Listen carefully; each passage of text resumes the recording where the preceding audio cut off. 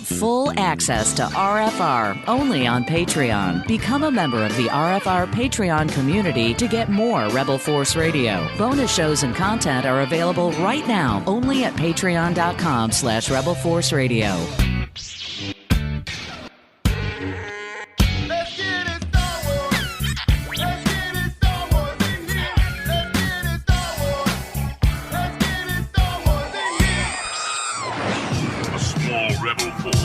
Penetrated the shield and landed on Endor. This is where the fun begins. A long time ago, in a galaxy far, far away. This is Rebel Force Radio. Your source for the Force. Star Wars news and commentary. With Jason Swank and Jimmy Mack. I've seen Star Wars 500 times. Star Wars #1! This station is now the ultimate power in the universe. I suggest we use it. Now it's time for Rebel Force Radio. We would be honored if you would join us. Well, if you think we're done talking about The Mandalorian, you got another thing coming. We've only just begun talking Mandalorian. And we got a great show for you this week here on Rebel Force Radio. And we are going to be joined in just a little bit by Rebel Force Radio's official Jedi Yogi John Marcoux. And we're going to be looking at the mythological breakdown of The Mandalorian. Yes, the guy that brought us the mythological breakdown of The Last Jedi and Solo and Rise of Skywalker and the Mortis trilogy. He's back, and we're going to be talking all Mandalorian, both seasons 1 and 2. And so we're excited about that. Excited to be with you once more here, Rebel Force Radio, your source for the Force. And coming up on the show, in addition to John Marcoux, we've got some more Star Wars in pop culture. Also, Ming Na Wen. Ming Na Wen in a recent appearance with Michael Rosenbaum. I think that was the Lex Luthor from the Smallville show. Well, he's got a YouTube show, and he's got Ming Na Wen on, and they're going to talk a little bit about The Mandalorian. And here to check all that out with you and me is, of course, my good friend and yours from Chicago, Jimmy Mack. Hey, Jason. Hey, Star Wars fans. Yes, indeed. Michael Rosenbaum is known for portraying Lex Luthor on the Did you look it up? Television series. As soon as I said it, you started looking it up. I can tell. Yeah, I just looked it up. I just want to confirm because I didn't know anything about the guy. I was only considering him as like showbiz insider. I knew he had done some acting. I think he's a producer of some sort, but I just was considering who he was because he was able to get Ming Na Wen on his show. Yeah. Ming Na is somebody I'd love to have on the show. Should be great. You have to have the showbiz clout of a Michael Rosenbaum. Apparently you do. To net that interview. Did you ever watch Smallville? Were you ever into that? No. I never have been attracted to any programming on the CW. There's a certain gloss of teenage angst every show seems to have, which really that's their brand. Me. Yeah, that's their thing. Yeah, that's their brand, right? So even despite the DC crossover, because I had been a big Superman fan for a majority of my life, I'm really kind of disconnected from all that stuff right now. And Smallville is a show that really went under my radar. I know Big Steve Glosson was host of a Smallville show, an after show that was very highly regarded and downloaded, and that was a big deal for him. It was called Starkville's House of L. Which I guess you got to watch the show to know what any of that means. House of L, I get it. I get House of L. I get it. But Starkville, I don't understand, but I'm sure I'll be seeing a text from Steve some point this weekend that it puts me in my place. My archives they're there for anyone to listen to. Y'all want to talk Smallville? Ring me up. If I watch Smallville, there would be no other podcast I would listen to than one hosted by Steve Glosson. That's for sure. Yeah, that is for sure. Yeah. All right. Well, let's kick things off here. We got a voicemail from a listener and wanted to talk about the Queen. Ooh. And as soon as I can pull it up here. Yes, please. Please bring us into the court of the Queen. The Queen of England. What is going on? I'm 95 years old and I could kick your ass, Swank. Easily. Hey guys, this is Lori from Michigan. So, I just was finishing your show from this week, and you guys were talking about Leia and the driving. And Jason made a comment about the Queen of England not knowing how to drive. I take great exception to that, because obviously, I'm from America, so I researched a little bit, but I did know this. The Queen Well, there you go. England She researched. does know how to drive. She drove in World War II. She drove an ambulance when she was 18. So there's pictures of her driving. Oh, I bet there is. Also, she was a mechanic, which I didn't know. She knows how to fix. Oh, I bet. But also, she also drives when she goes to Scotland to Bob Marley to their castle there. Oh. And that's been documented as she's older now. So, put it point at the Queen of England knows how to drive. Just to Jason's point. Yeah. Second, I do believe Leia knows how to fly. Why would Bale teach her how to do weapon training and then expect her to be beholden to someone to fly her everywhere? That doesn't make sense. What if your pilot gets killed? Of course she would know how to fly. Why didn't she fly in Reavern? Maybe because she was the last surviving member of Alderaan. Or maybe it was because she's a symbol to the rebellion. You don't put your symbol in a vehicle that can blow up. Yes, she was left on a planet. Maybe they didn't have enough ships for the pilots. You know, ship you don't shortage? see Mamassar out there. You don't usually put your generals, you know, on the front line. Not everyone's like Anakin, who leads from the front. But I do believe that's why Leia didn't fly. It's because they thought her as a symbol of the rebellion. You know, she was the hope. They do have her fly in the EU book back in the day. I mean, especially after Chewie had died with the moon falling on him in the New Jedi Order. Leia was Han's co-pilot. So this is true. Yeah. I believe Leia knows how to fly. That was it. I just wanted to correct a few things and argue with you and Jimmy about that. Yeah. So may the force be with you. Bye, guys. Thanks, bye. Okay, let's talk about the Queen here just real quick.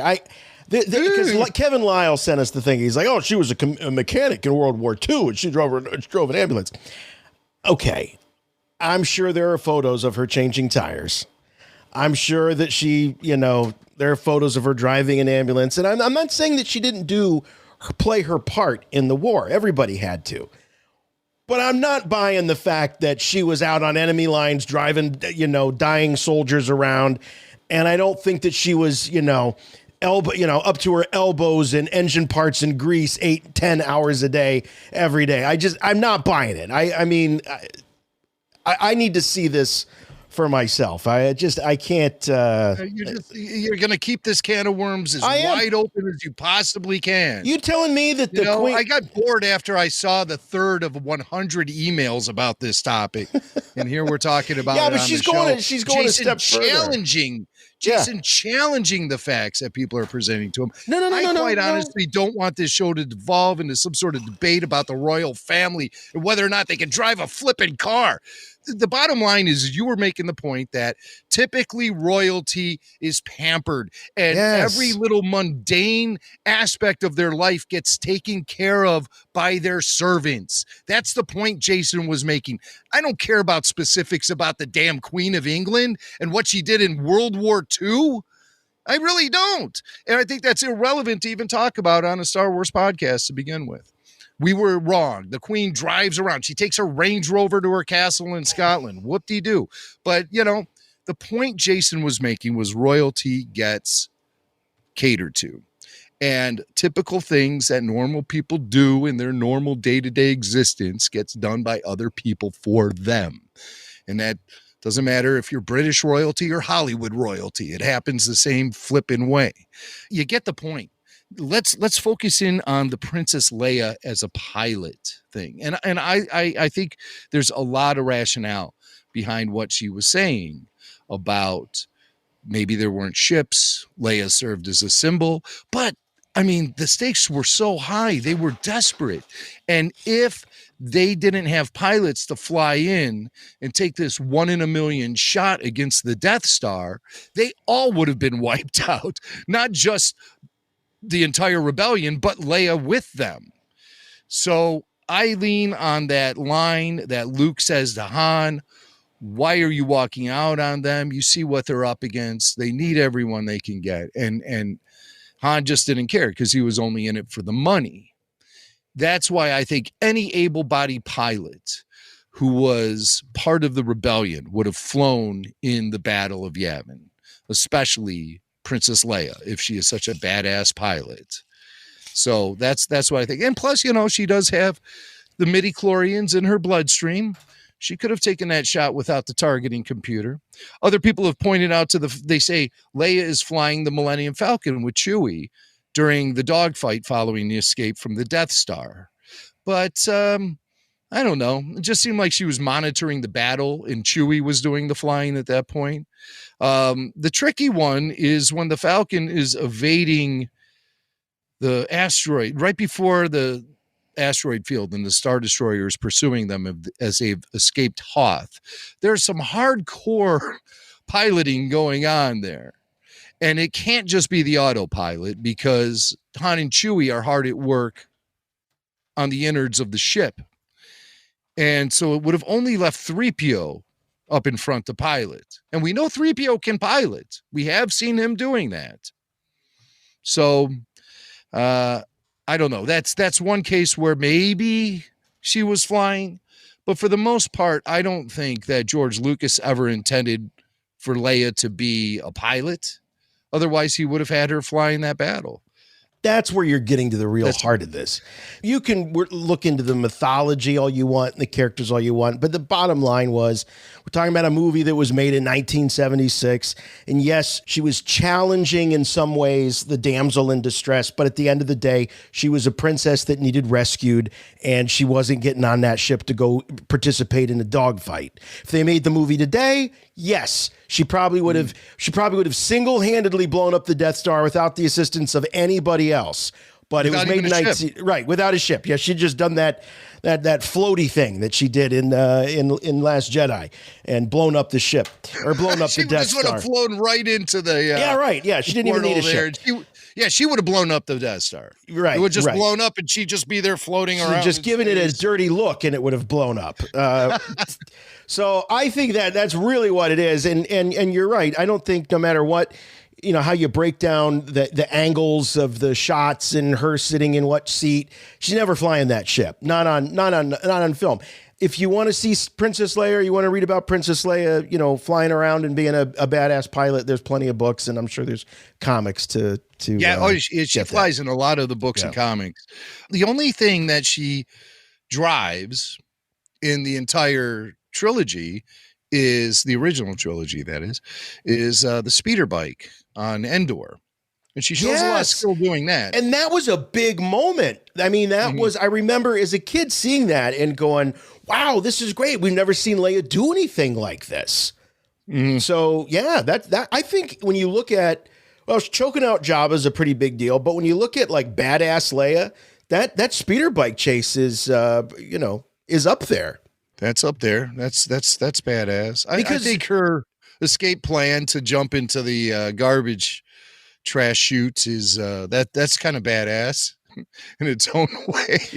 Maybe it was the only way out, right? It was necessity. But what I love about the speeder chase is that she doesn't even think twice. She just goes after that scout trooper because she knows that she's got to get rid of him because otherwise the whole jig is up. And she doesn't wait. And then Luke's like, I see it. Wait, Leia, I'm going to go with you. I see it. Wait, Leia.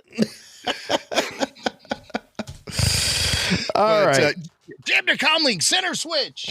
she didn't know that. She didn't know how to jam the comlink. No. She could fly that damn thing. Yeah, she can't jam the comlink. How's she going to fly the Falcon? Come on. People say that when the Falcon is leaving Cloud City initially, before they turn back to go get Luke, they say that Leia is flying the Falcon at that moment because Lando goes up to get Luke and it's just Leia and Chewie there in the cockpit. But I mean, Chewie was doing. Yeah. How does Leia know how to fly the Falcon?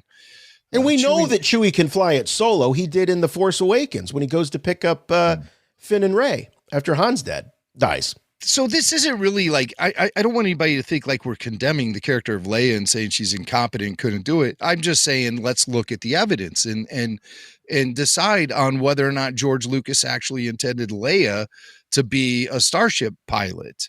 And I just don't really see too much of the evidence there. I mean, little maybe hints, and we know she's certainly capable, can handle herself on a battlefield, can handle herself in the war room.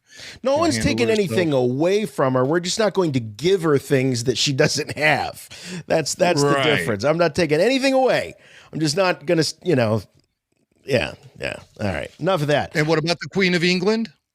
I don't care anymore. What are you taking away from her? I don't care anymore. She's got a Range Rover. No, this show is not about the Queen of England. It's about Star Wars and nothing else. I want to hear about the Queen. It's a mechanic 20 years ago. I have good news for you, my lord. That's good 20 news. years, 80 years ago. The Queen did come up at the day job today. I was like, how old is that old bird? And she's 96. And then somebody said something really dark. They said, well, you know that they run drills of her funeral. Like they have to rehearse this because it's got to be right. They've been apparently practicing and rehearsing this thing for years. She goes to the rehearsals. Yeah. She's the producer. No, do not march that way. March in this direction. I don't think I've ever heard the woman speak. No, I take it back. I have heard the woman speak because I remember we were doing a Bondcast and John Wilkins told us at one point that she did because there's a tradition over in the UK where they play a Bond movie the day after Christmas on Boxing Day, and there's a Bond film on TV on one of the public stations there, and I think there was one year where the Queen did an intro for it. Oh. And so he might have sent us that clip. I think that's the only time I've ever heard the woman speak. So. Pierce Brosnan is my favorite.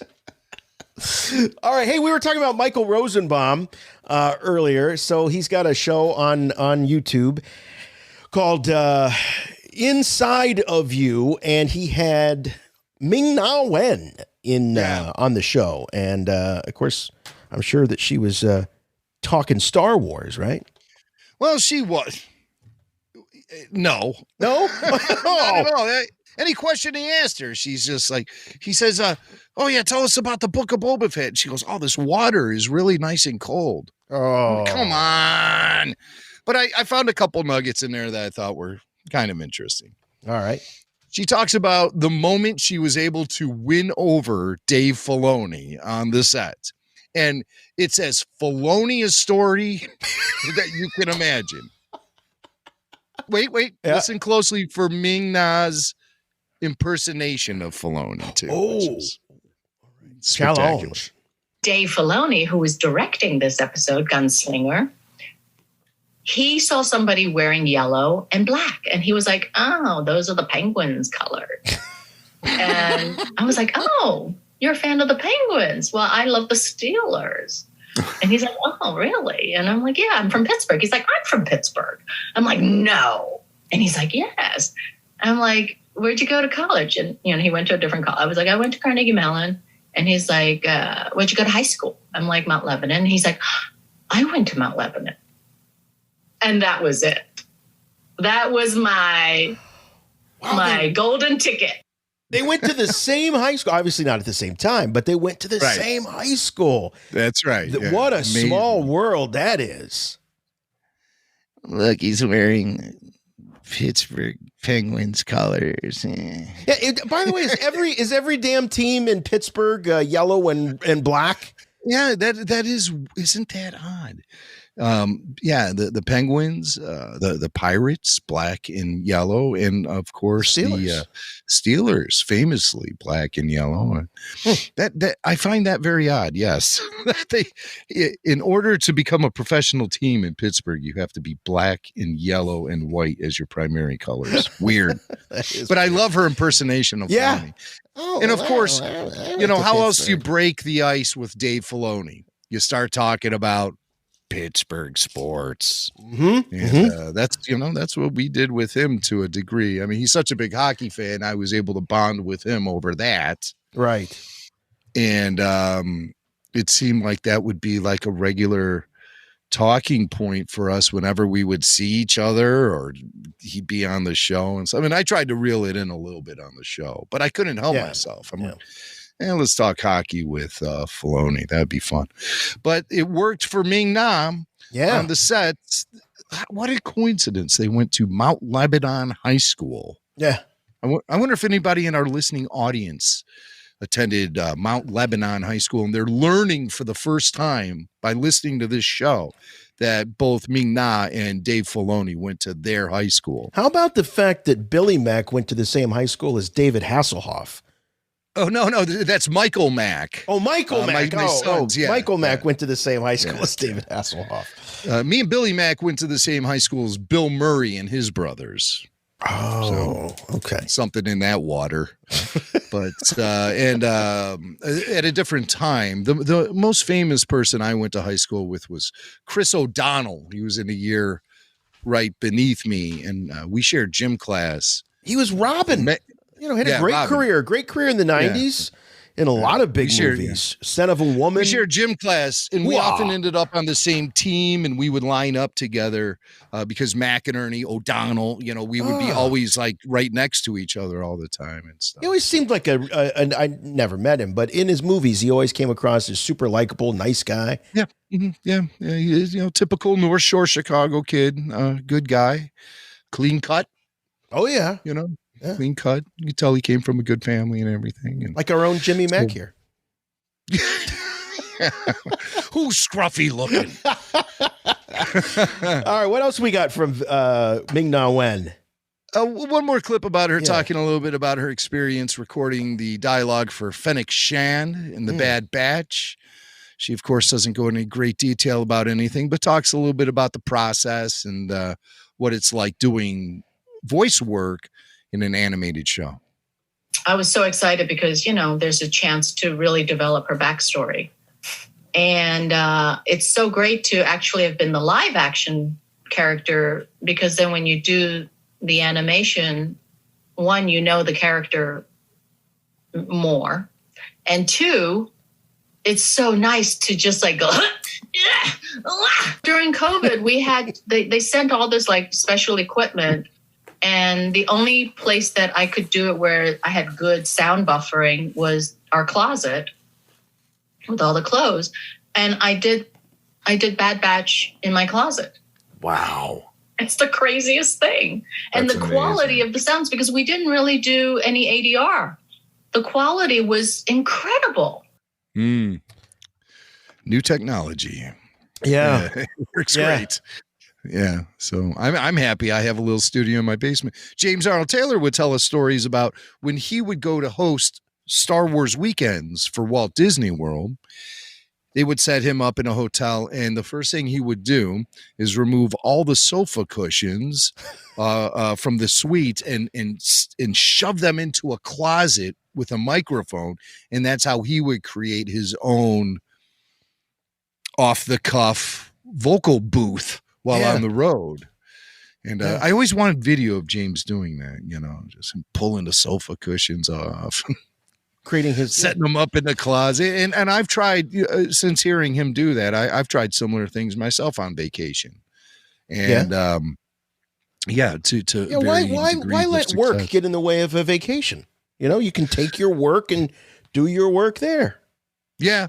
I hate working on vacation, but one of my jobs, I have no backup on. So, I find myself having to record 15-second commercials and PSAs in Hilton hotel closets while my family's enjoying the pool and the tropical drinks. Oh, isn't that the way? Isn't that the way? This is the way. So, Ming Na Wen, Fennic Shand, she couldn't say anything about Book of Boba Fett. But she gave us a couple fun little sound bites right there. She's always very enjoyable. She lights up the room when she walks into it, and certainly adds a lot of class to our podcast whenever we play audio of her. So I'm a big fan of Ming Na Wen. I am too. And looking forward to seeing more Fennic Shand and Book of Boba Fett. Yeah, that's for sure. Hey, this is Dave Filoni, supervising director of Star Wars: The Clone Wars, and you're listening to one of my favorite podcasts. In fact, the only podcast I listen to. Rebel Force Radio! All right, it's time to get deep, real deep, with the mythological breakdown of The Mandalorian with our Jedi Yogi, the official, the only, heck with that, the only Jedi Yogi of Rebel Force Radio, John Marcoux. Now, if that name sounds familiar, we've had John on many times in the past to break down things like The Last Jedi. Even Solo got the mythological breakdown treatment.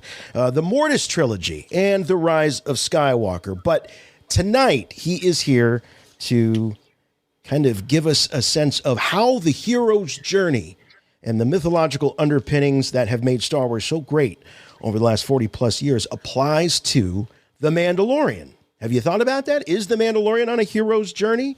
And, well, we're going to find out what John Marcoux thinks. So without further ado, Mr. Marcoux, great to have you with us. There he is. Thank you. Every time I'm in this part of the galaxy, I think of you guys. It's been a long time. Nice. That's very kind. Well, we've been thinking about you because we've been breaking down The Mandalorian for the last couple of years. We're 2 seasons under our belt and a tremendous season finale with the return of, well, for Star Wars fans, you know, the original hero's journey, Luke Skywalker. And for many, I think he was sort of reclaiming a place that he might have, you know, a pedestal that he might have slipped off a bit with the last time we saw him in The Last Jedi. But there's so much more to The Mandalorian, obviously, than that. You know, that's sort of like the what we're focused on right now because that's the last thing we saw. But you go back and you watch how this series began. And this was just, he was just another bounty hunter. And events unfolded. He got pulled into this relationship with this young child.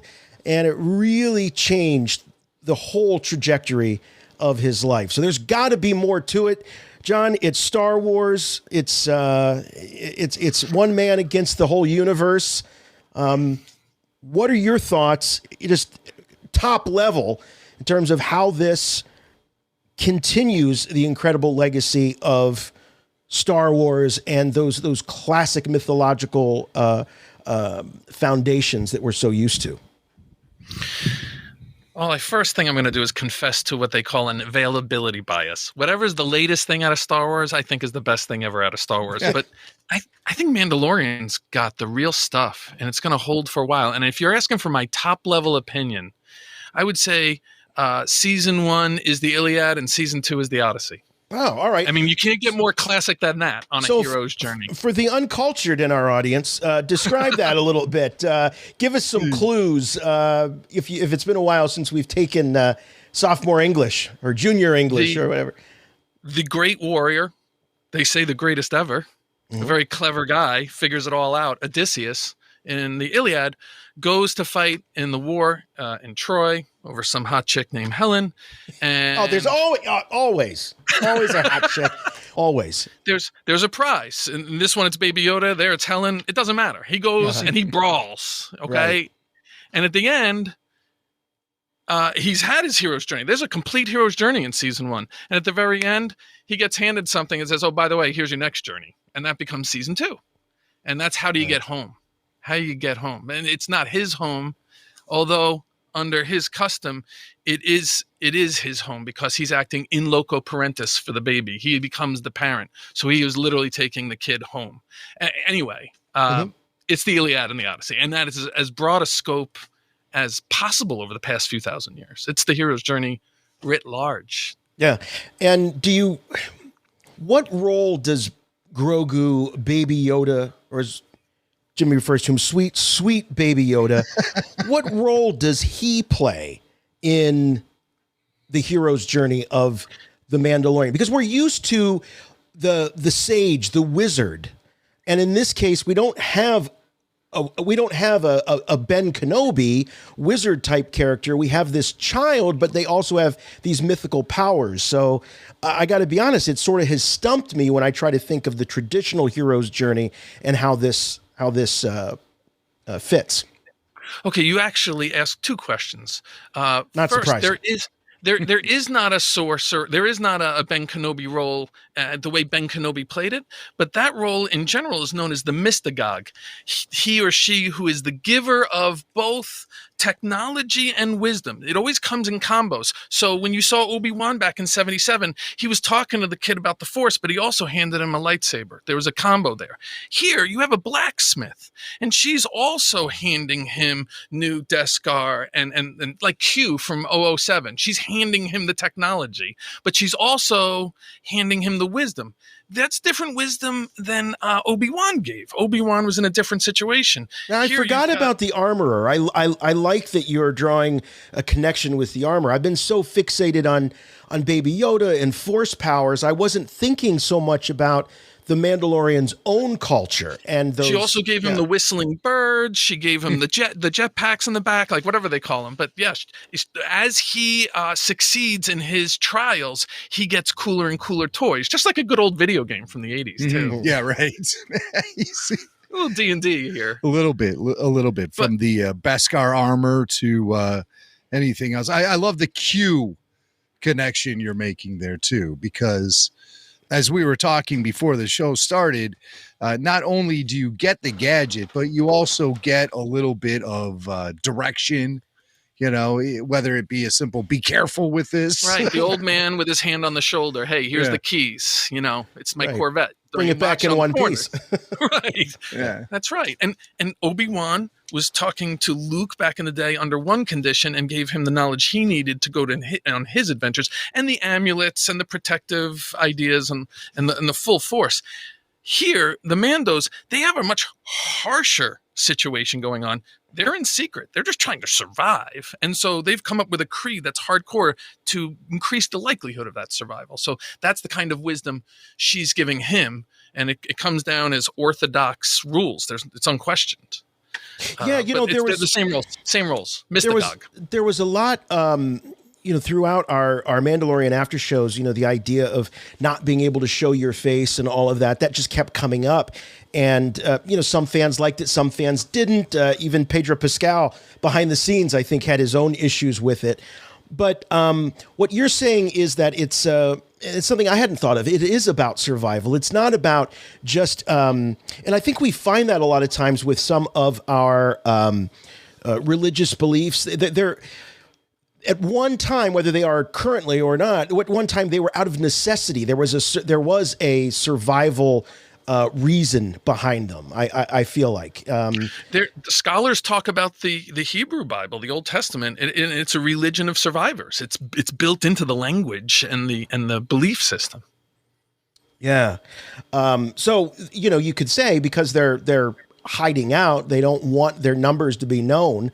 So and their real identities. And they have to build back up after the Great Purge. There aren't enough of them, so they're just trying to keep the few. You know, it's a survival creed.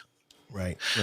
But that was the first part. You were asking about the mystagogue role, and he had one here. It's just a different tenor, different mood. The other role is how does Baby Yoda play in the Mandalorian's hero adventure? And I would say. Well, first of all, it's a great buddy movie. It's a great buddy show. Yeah, I mean, there's two guys on the road, right? That's the oldest thing in the book. But I would say for the hero, often there's the hero always goes into the adventure not knowing how it's going to come out on the other side. It's a black box adventure. And there's got to be a leap of faith. There's mystery involved. And in this mystery that happened here, he was just a straight up cold killing, doing whatever he had to do to bring the bad guys in and take his piece, bounty hunter. And you look at that opening scene, season 1, episode 1, and you look at the end of season 2, episode 8, and you see a human has blossomed. Mm-hmm. There's all kinds of moments in each episode that opens him up. And the way you can really tell, and we'll get to it in a few because I have some ideas on this, is if you listen to the music that's happening it's almost the interior music, the soundscape, the wallpaper of Mandalorian's mind is what you're listening to. I think they did an incredible job. And more as you go into season 2 and beyond, you don't hear as many war drums. You hear that Fisher Price ding dong ding ding ding xylophone because he's got the fatherly energy happening, not that hardcore best warrior in the galaxy energy. Those are two different energies, man. Wow. Okay. He's tenderized by love. He becomes tenderized by love. Now, Baby Yoda. As long as we're talking about the hero's journey, does Baby Yoda go on a hero's journey? Of course. Man, I feel a lot like Baby Yoda myself. We're the same age, right? I'm 51 now. And I feel like I'm still naive and but getting better. Baby Yoda has done a lot for the 50-year-olds, hasn't he? I mean, it's like 50's never looked so good as Baby Yoda. 50's the new 2. Oh my goodness. And sure, yeah, Baby Yoda is definitely on his own adventure. Right now he's playing the sidekick role, all the great sidekick roles you've ever seen. Batman and Robin and all that. But he's clearly on a big one. Yeah, it's just going to take a long time. Right. I mean, he's got a lot of life to live. We hope. We certainly hope. So, John, as you were watching this, I jumped in and said, "Oh, this must be about the hero's journey," and then you started throwing in things, like the Iliad, and, and the Odyssey. Is there more to when I think about the mythological structure and the foundation of Star Wars, that I think because of Joseph Campbell's work and sort of the term that has become synonymous with Star Wars storytelling, the hero's journey. That's not all that there is out there, right? I mean, there's other stories that tell. The hero's journey is just maybe one of them, and one of the most basic, and the one that tends to maybe stick with us the most.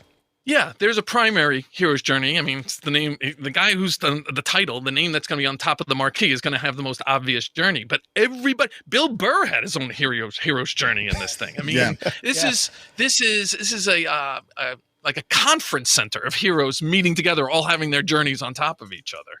Some of them didn't work out so well for some people, but all of them on their journeys. Queel, poor Queel. Oh my, how likable is that guy? And you know what? Debatable. I just thought about today. I haven't really worked it out in my mind. The only free character in the show. And he was a character who has a history of being enslaved. He bought his freedom. He was proud of it. He wasn't going to let it go. He folded his arms. And at the end of his life, he said, you know what? I'm giving up that freedom to make sure this boy's going to be okay. And then gave up his life, which is a beautiful thing. But in the episode, everybody's trying to get free of something. Not him. He volunteered. Wow. Right. That makes him, I think his character is like super, super beautiful high. Yeah. Tend to forget about Queel a little bit after he got wiped out in the first season, and the events of that second season happened without his presence. But let me say this. If you're looking for the hero's journey and the structure, Pixar and Disney do not mess around. Every movie I see, everything I do, it's tight. I mean, tight, like military haircut. Tight.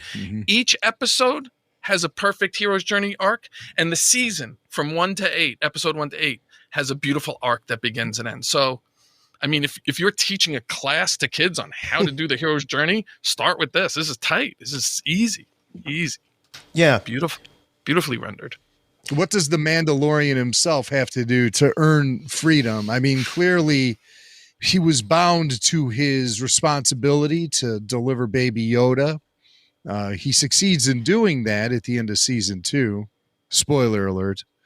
Following that, though, it appears that he is going to be challenged for the Darksaber and all of that stuff. And also, he's challenging himself about the stricter way he looked at the dogma of being a Mandalorian. He's learned that there are other options out there now. There are other Mandalorians who do it differently. And so that may present something of a new option for him. He's not free. He's bound by the creed. Yeah. Anyone who has to wear a helmet every moment of their existence is not free. Right. I can't have a smoke. Come on. He's bound by that. he's bound by his history. He's had flashbacks to his parents and what his life's about and what he owes and, you know, all that stuff. He's bound to help his people regenerate, you know, giving to the foundlings and offering up some of the extra metal to help, you know, get them going. He's bound to the child under the creed, which I hope to talk about in a few minutes. He doesn't have freedom. I don't think he knew what freedom was. And you know what? By the end of the second season, he loosened up the belt a notch. He took the suspenders off his shoulder, like took the helmet off. Like he's starting to figure it out. And you know what it is? It's a coming of age story, but the guy's almost middle-aged. So it's kind of, you don't see it at first, but he's having the kind of problems people have when they're teenagers in early 20s. Yeah. You know, I just thought of something about the whole you can't take the helmet off. And Mando's orthodoxy is based, it comes out of that struggle to reestablish the Mandalorian culture, but it wasn't about race. Because of the foundlings, they could be any race, they could be any from any planet, but as long as they adopted the culture, they were okay, and they were accepted. And I wonder if being helmeted is a way of saying, of sort of being almost like racially colorblind or something like that. It doesn't matter. We're all the same. We're all Mandalorian, so we're going to keep this helmet on because it doesn't matter what's underneath, what our skin color is or what our race is. It matters that we are, by demonstrating we are Mandalorian. Whereas the Katie Sackhoff, and the ones actually from Mandalore, they can be pretty chill about that because they're all biologically or racially of Mandalore. A couple times I saw her come on screen and I thought she got outfitted by the people from Josie and the Pussycats movie. What do you mean by that? I don't know. Everything was just the hair and the color and the snug, everything. It just seemed like the 60s go-go thing was happening. I don't know. No complaints here. No. But yeah, there's definitely an aspect of, I think the cosplayers call it, the femme trooper or the feminization, I guess, of the wardrobe. But I like that. I like that. Oh, you have to. I mean, you want the differences, the obvious differences between the men and the women to be obvious, and for the armor to accentuate the things that are attractive about both. It's so sassy. Yeah. It was so sassy, so pretty, so attractive. Sassy. Your question about the helmet, why they're wearing the helmet. I think there are two very practical, obvious reasons if you look at the whole picture. As it's said in episode 3, season 1, our secrecy is our survival is our strength. Well, if you want to stay secret, put a mask on. Yeah, right. So I mean, it goes right to that. And so by not being able to see the face, that gives them an advantage in a world where they're constantly adversarial 360 degrees, waiting to be slaughtered at any moment. Mm-hmm. The second thing that the helmet gives them is identity. Rastafarians, for instance, wear dreadlocks. You see that from coming down the block. Different people have different haircuts. In Africa, there are tribes where people put copper rings on their necks and stretch their necks, and it becomes almost like a. It's almost cartoonish how long they can never take those off again because their neck muscles have no support, and they would die and asphyxiate. That's a commitment. So once you're an adult and you've got those rings up your neck, but again, if you're in Africa and you see them, you know exactly what tribe that is. And Mandalorian has a very distinct helmet and look, and I think it gives them an identity so that they can recognize each other and the world can recognize them and keep the wall up there.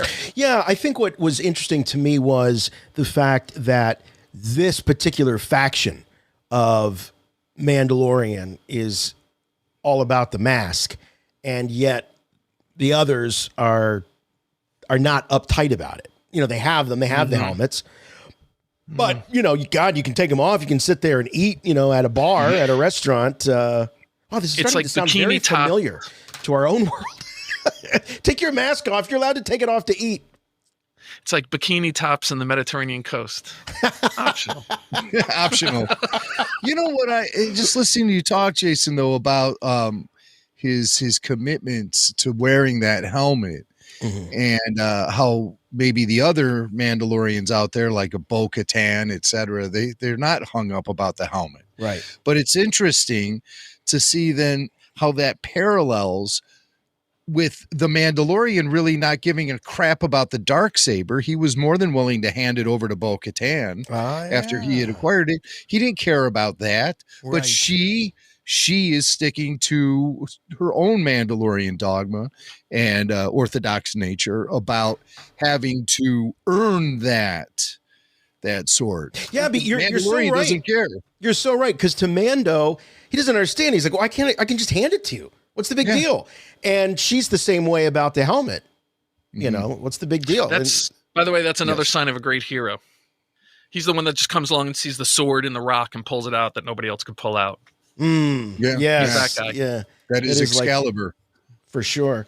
He's that guy. And his indifference to it makes him even, he's like the Buddha, the way he handles that. Come on. Yeah. So you could rule the universe with this thing. He's like, yeah, here you go.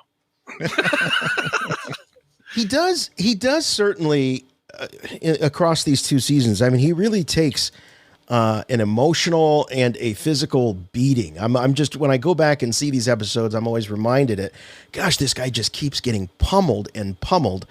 So there is definitely a sense of profound sacrifice that he exhibits throughout the series. And grit. And just grit. I mean, come on. And just go watch Rambo: First Blood. Just keeps taking a hit and keeps on going. We'll eat food that would make a billy goat puke and sews his own self up. I mean, the guy can do anything. He just keeps going. It's so tough. He is Rambo. Hey, on the survival thing we were talking about with the helmets and stuff and staying secret, if you talk to scientists, like natural scientists, going back, let's say, especially the 19th century, Darwin, they would have said the number one instinct is survival. That's at that point, you're down in the basement. There's nothing left. Right. And if Mandalorians are all about that, think about that trench warfare mentality. They have they're a bunker mentality group, and Mando's specific group within that group is like super bunker mentality. Yeah. Survive. And yet, part of their creed puts their survival on the risk for others. And that comes out in that whole second season part. So this is a super interesting contrast. How do you reconcile a creed that's all about, look, let's survive, to, hey, he's a foundling. He's yours. You're his parent until he comes of age, or you reestablish him with his own kind of people. But until then, you are in loco parentis. You're in charge of his braces. You're in charge of his tuition, his food, everything. He's yours. And not only is it your job now to get him back, which is dangerous, but if you succeed, you're giving him back to a legendary enemy of ours, these sorcerers who are our enemy. Like, how does this play out? Isn't that insane? Isn't that a beautiful part of the creed? I think it is. Yeah. Now, let me tell you about an analogy that's literally happening right now. It's been happening for centuries. There is another group that is known as the greatest warriors on earth.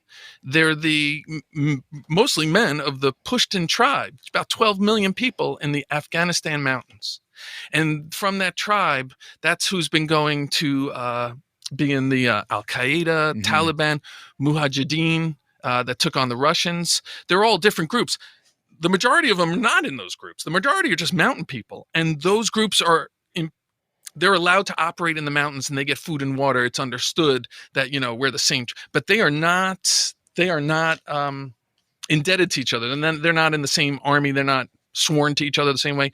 So there's a movie and a great book that recounts a real scene in Afghanistan when SEAL Team 10 got pinned and one guy survived. The movie's called Lone Survivor. And his escape is ridiculous, including at one point basically jumping off a cliff and sliding down a half a mile of shale rock, shot, beat up, bleeding, dehydrated, total mess.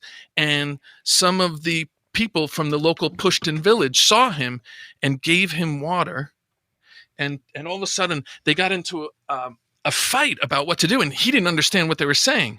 But what they were talking about was something called Lokhay Warkawal, Lokhay Warkawal. It's a crazy sounding spelled word, a phrase, and it's called, literally, it means giving of a pot.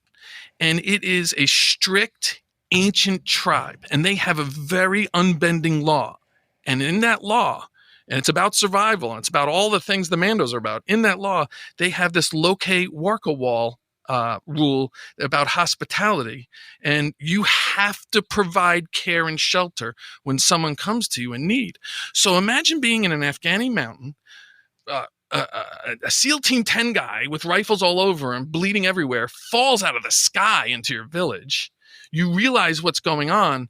You have a quick discussion, and then you lift him up and bring him in your home, and you patch him up and you give him water.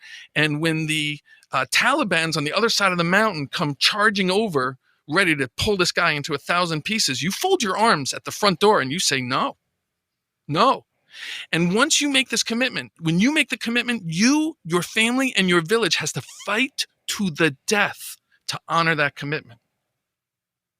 This is a total enemy falling out of the sky in an Afghani village, and they will die protecting him from the surviving group. Him and his guys took out dozens and dozens of the group, and they came over and they wanted revenge. They wanted to make a prisoner of him. They wanted something, and they weren't allowed to get him. And he survived and made it back. That's the same thing Mando's doing here.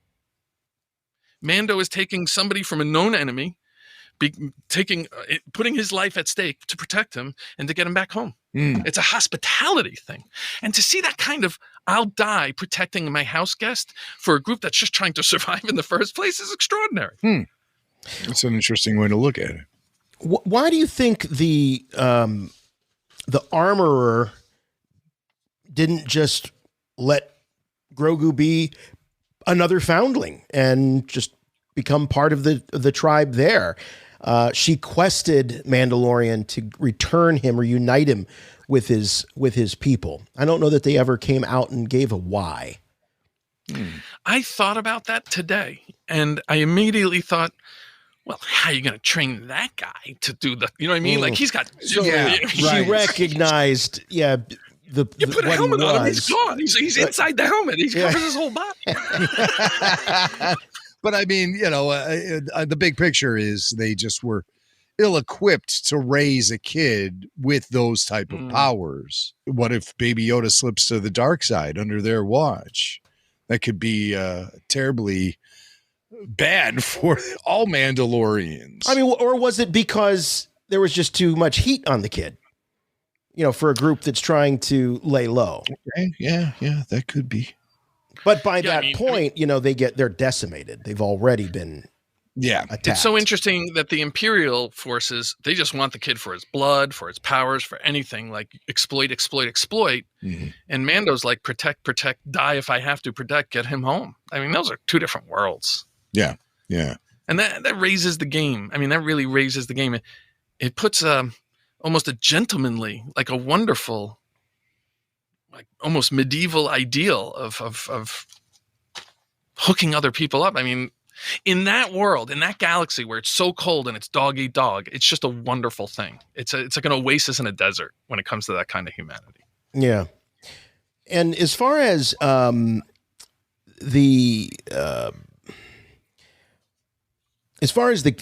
character of Grogu, and I mean, you likened it to sort of a buddy picture. I know that you were kind of joking, but that implies that they're on, a buddy picture is like, even with a sidekick, there's a certain equality of the two. When you start dealing with a parent and a child, I mean, does that change the dynamics, when we're within the context of what we're talking about? My understanding of a buddy movie, when you're arcing the two heroes and they're having, it's called the two-hander. There's actually two heroes. There might be one that's more prominent than the other. Mm-hmm. But look at Midnight Run. Look at Step Brothers. The first half, they don't understand each other. They don't like each other. They don't get along. Look at Trains, Could you Planes, please come back and do the mythological breakdown of Step Brothers? And what is the symbolism of him rubbing his privates all over the drum set? What? Swank, I want you to pull out the calendar and mark April 1st, 2022. We're coming in. I'm coming in. I'm going to do it. I love it. I love it. I love it's a that buddy movie. movie. Yeah. Mm-hmm. Midnight Run. These guys hate each other. Charles Grodin, Yeah. they hate De Niro, each other. yep. And it's just good buddy movies are about the friction at first. And if you look at the season 1, it wasn't exactly friction because they couldn't understand each other and one was so small and one so big. But, this guy was cramping the Mando's, situation. You know what I mean? Like there was this aggravating tension. And even when Mando did his job, you could see his intuition, his humanity started, like pulling at his neck. Like, wait a minute, I don't like what they're doing with that kid. And it starts happening. The kid was the catalyst to open up his tender heart. Yeah. And that is. Mando has a tender heart. Yeah. He does. And that's when we went back and did some of the commentaries, and I got to revisit those early episodes, and you watch, he gladly hands the kid over, and you don't see a whole lot of struggle, but then he's thinking about what they're doing to him, because I think when he drops him off, he starts to get an idea of what they're doing, and it starts to really bother him, and it does awaken those instincts that for a lot of people lay pretty dormant. But and that particular part there, if you listen, I think whenever I hear the drums, and the drums are amazing through both seasons, I'm not even listening to the soundtrack of the show. I feel like I have a stethoscope on Mando's chest. The sound of the drums equals what has to be in his head. I'd like to talk about, besides survival as a mythological force, the drums, the war drums. The show, these are the greatest war drums that have ever been, if you ask me, on any movie or any show. And particularly around the point where he hands Grogu off, and there's a few minutes where he collects his goods and he's got a shiny desk car and, hey, you got your Mercedes, you got your retirement, you got your golf clubs in the back. What do you do now kind of guy? And the music changes there. The drums aren't the same drums anymore. And as a matter of fact, there's extended silence that's almost uncomfortable. You realize internally, it's almost like an MRI of this guy's head and what's going on in his heart. You really see that. So the opening credits it's not even opening credits. It's just that there's a quick opening, like a cold open scene, and then Mando, dong, dong, and you hear the drums. Right. That. Thank you. Yes. That theme song, and it comes up in the opening sequence, and it comes up during moments leading up to confrontation. It's anticipatory music. Yeah. It's the sound of the leopard walking through the jungle, waiting to attack, knees bent, adrenaline going, everything ready. And if you are the greatest warrior in the galaxy, you ought to have the greatest walk-up music to the plate. You understand what I'm saying? And this one is at a tempo of 166 beats per minute. And so for just a moment, I just want to talk about beats per minute and what they do to something. So if you go to, say, a really energetic, high-intensity interval training class where you are getting your heart to peak and work for a while, that's 130 beats per minute. That's like rave music. You're cooking. 166 is wild. It is. That's a max heart rate for a human who's an athlete going all out doing something. Yeah. And it's hard to sustain for a while. I mean, I don't know what the 100-meter sprinters are, but they can't really be going much above that. Right. So you have this guy going around with this heartbeat, waiting to interact with other people. And if you look at what they teach at Annapolis, at West Point, at the War College around the world, there is an understanding over the past couple centuries in particular that the side that maintains the war fight, the battle at the higher tempo always wins. So when generals and colonels are figuring out what to throw, they're looking at the rhythm the other side's throwing, and they're trying to basically beat it to the punch and throw more, even if that means war of attrition. And this guy is operating at a very high tempo, and I believe that high tempo is why he keeps winning. Wow. He's operating just at a higher tempo, and the tempo is indicated by the music. Well, that's an analysis I've never heard before regarding the Mandalorian, the heartbeat war drum analysis with the stethoscope and the state of consciousness, fMRI vibrations, all that stuff. But in sharp contrast, it is known that a healthy human heart at rest, feeling good, is around 60 to 75 beats per minute. So if you're playing music at that rate, as Bob Marley almost exclusively did, you're basically saying, anybody who listens to me, your heart and your breath is going to entrain to this rhythm. And by the time the song's over, whether you're listening to me or not, if you're in the room, you're just going to feel a little better. Your blood flow is better. You're at rest. If you're hyper or you're kind of fatigued and your heart's really slow, it'll pep up to find that rhythm. So the Bob Marley book I wrote covers this manipulation of rhythm.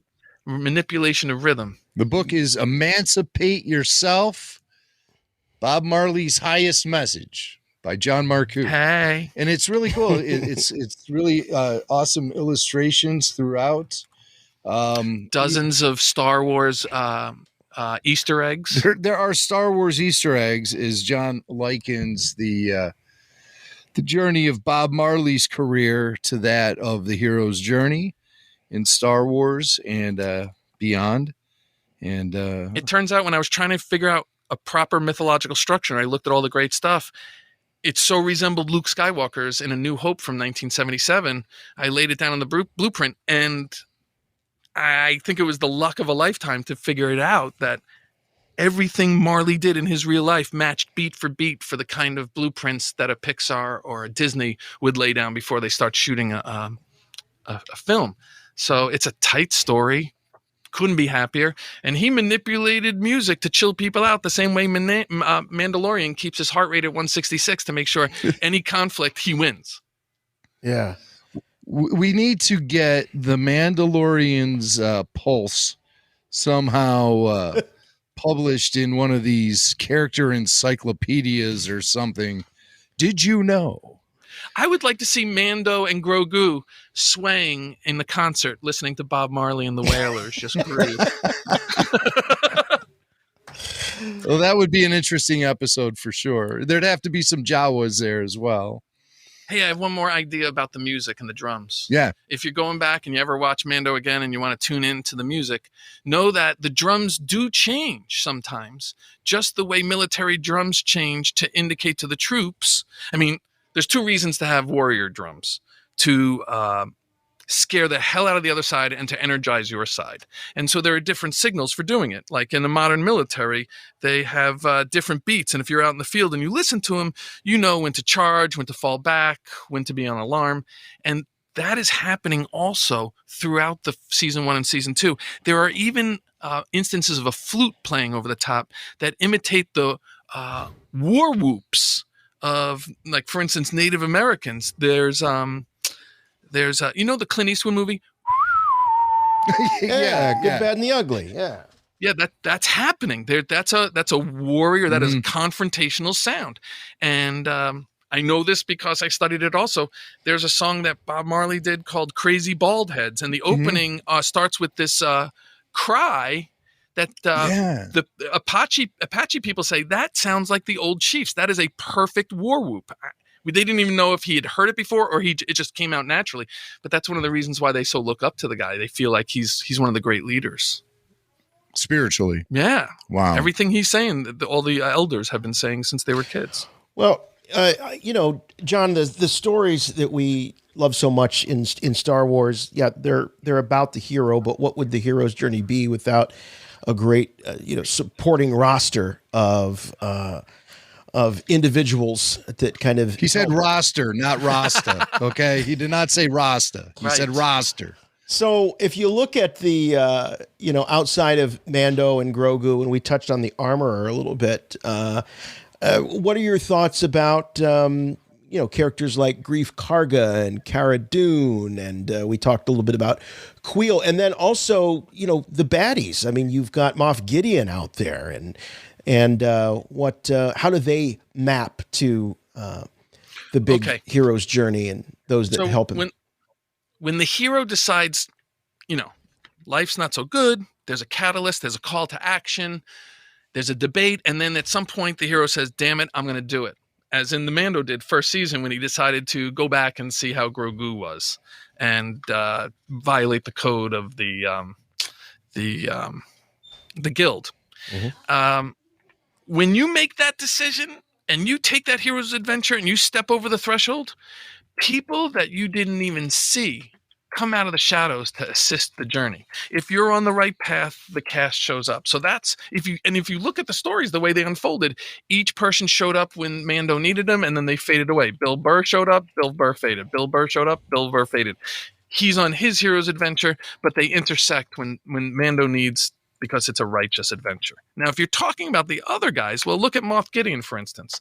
Every hero has to have a nemesis of equal or greater power. Superman had Lex Luthor with the kryptonite. Batman has the Joker. Bob Marley had the Babylon system, worldwide system of inequity. And the hero runs into it, and everybody, all of us sitting on the sidelines, all of us normal people are going, what are you, crazy? I mean, that's what a real hero's got to do. And so Moff Gideon represents that. And then, of course, Nick Nolte. His guy's my favorite guy in the whole bunch. He's just one of those good travelers you meet along the way. You know, if this was a Grateful Dead song, you just stop to shake his hand. He's just a great dude.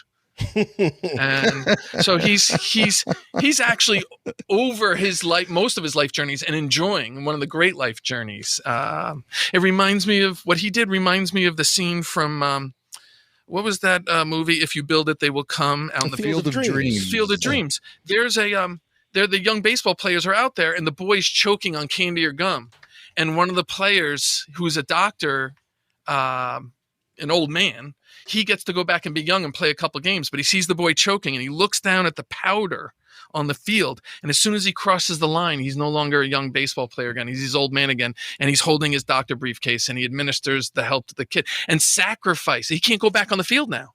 Yeah, he can't go play anymore. He's the old man. He has to leave now or go in the stands and watch. He sacrificed so another may live, and that's what Nick Nolte did there. It's I think it's the highest character. I mean, look, it's the story of the Christian Bible, right? Sacrificing your life on behalf of others. It's the story. I have spoken. You have. You have. Dun-dun. So how about the sequence when, or I should say the episode, Chapter 13, The Jedi, when the Mandalorian confronts Ahsoka and learns what he needs to do now with his responsibility of guiding Grogu to the next point in his hero's journey. He has to take Grogu and put him on a rock. Where in mythology do we find these little mystical rocks that can connect with a greater spiritual force? Everywhere, man. Yeah. And it may not be so obvious, but if you go back to the Odyssey, when Odysseus was trying to make it back to his Penelope, he was bouncing island to island. And because of his behavior in the war, the god of the sea was pissed off. So he kept sending winds and waves and knocking him from this island to that island. And he had to go through the obstacle course over 10 years to get back home. And so, for instance, in the Odyssey, he stops at an island and is wooed by a demigoddess, Calypso. And she basically just gives him beautiful food to eat, and they have great sex, and he doesn't want to leave. And every day he's there, and a year goes by. So he spends 7 years on the island. He thought he's there for a week hooking up. And by the time he goes back out to the beach to find his boat to get away, the beach is under 7 years of sand. He has to dig it out and rebuild it. Anyway, these kind of, hey, here's a pointer here. Hey, I know that the god of the sea is against you. So here's a bag with the east wind, the north wind, and the south wind. They're in the bag. You've got them now. Don't let them go. And there'll only be a west wind, and that'll take you back home. But then, of course, one of the guys in the ship thinks it's filled with gold, and he wants to steal some. So as soon as he opens up the bag, the winds come out and knocks the ship back and forth. So there's always people pointing, say, hey, go there. And there's always things in the way from you getting there. Right. And that's a proper hero's adventure. It's the trials and the victories and the rewards and the knockbacks and the, oh, my God, it's never going to happen. Darkness before the dawn. Night of night of hell right before the light comes out kind of thing. Right. And so I guess the hell would be putting Grogu on that rock and then having the Death Troopers come in Dark Troopers. I'm sorry. The Dark Troopers come in and then take him away. Yeah. At that point in season 2, towards the end of season 2, I think that's called Dark Night of the Soul. That's like, how the hell are we ever going to get this? How are we ever going to get back and storm the castle and save the princess? Basically, is the most common mythological story over the years. Yeah. Yeah. Even Star Wars. I did want to point out to you that in episode 13, when the Mandalorian confronted Ahsoka, he had a duel with the magistrate, and the magistrate was played by Diana Lee Inosanto, who is Bruce Lee's goddaughter. Wow. So I just thought I'd mention that too, because for our listeners who don't know, John also wrote another book. His first book was about Bruce Lee called Poised to Pummel. Thank you. You are right. Wow. So there's a little Bruce Lee Star Wars connection for you. Bruce Lee Easter egg. How about that? Long overdue to have a Bruce Lee Star Wars connection. Could you imagine if Lee had lived and landed a role in a Star Wars film? He would have just kicked ass. He would have aged beautifully. He died really young. He was 32. Yeah. He just too hard, too fast, but burned bright. Got it and got some on film before it was over. Yeah. Right on. And you know what? All of his ideas are now called the MMA. Yeah, right. He's like, nobody's going to fight you with head pads and rules and stuff. No, get in there and let's use the better fighter. And that's how he fought. Yeah. And that's what's going on now. Interesting. 40 years later. So we're left hanging here now, wondering what's going to happen with Baby Yoda in his future. Do you want to share any thoughts you have about Luke Skywalker showing up at the end? Were you surprised? Not anymore. You know, the first few times I saw a cameo in the last 30 seconds of a movie or show, I was like, oh, Darth Maul. Oh my God, how did he show up? But at this point, I'm okay. I was welcoming it. And what it evoked in my mind was from The Last Jedi, when he was bitter and all the books got burned by the lightning, when Yoda, the spirit, came out and all that, as a Jedi spirit. It seemed to me that in The Last Jedi, we caught Luke in his finale as a teacher and as a Jedi and as a living human being. And at the moment he shows up at the end of season 2 in Mandalorian, he still looks young. He's in control. Mm-hmm. He's 1983 Luke Skywalker, not 1977 Luke Skywalker. Mm-hmm. He's walking with confidence and just taking people out. I mean, he didn't even break a stride. I mean, walking all the way through that ship at the end, he just sliced up everything. And he is now ready to start teaching. I feel like he's at the beginning of his teaching career. He's not green anymore. He's got all the energy. I'm sure. How many Jedis do you think he trained between Grogu and Last Jedi? What kind of school did he run? Did he have 3 guys at a time? Did he have like 300 in a row? Like what happened? I think they say he had a dozen at that school. Okay, I think Grogu's first 2 or 3 in his world. Yeah, or maybe even the first one if you don't count Leia, of course. I would think so. So I feel optimistic. I feel optimistic about Grogu in every way. Not only because he's the incredibly attractive hot property. Why would Disney want anything bad to happen to him? Right. But he just looks so much goddamn like Yoda. I'm like, all right, he's going to have another good 700-800 years. I'd really like to see that. Right. Well, that's what we're hoping for. Fingers crossed for sure. And what about the Mandalorian?